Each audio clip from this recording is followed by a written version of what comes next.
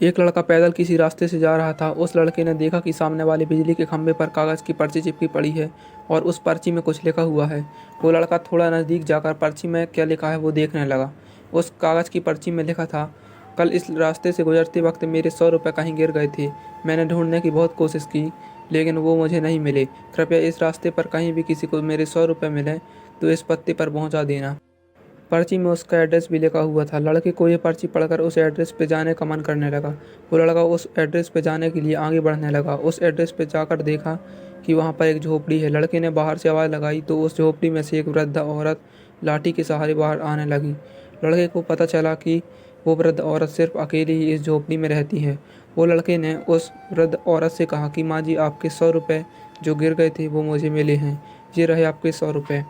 उस लड़के की बात सुनकर वो वृद्ध औरत रोने लगी और कहती है कि बेटा, अब तक करीब 15-20 लोग मुझे 100 रुपये देकर जा चुके हैं।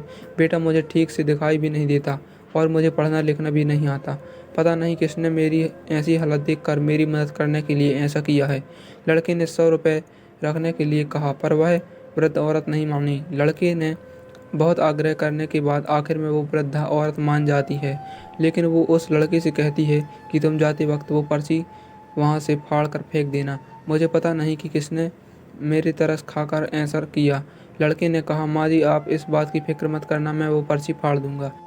अब वो लड़का उस वृद्ध औरत के घर से निकल जाता है। थोड़ी देर चलने के बाद उस लड़के ने सोचा कि आखिर मुझसे पहले आए हुए उन 15-20 लोगों को भी इस माँ जी ने वो पर्ची फाड़ने को कहा होगा, लेकिन उनमें से किसी ने भी पर्ची को नहीं फाड़ा, तो फिर मैं क्यों फाड़ दूँ।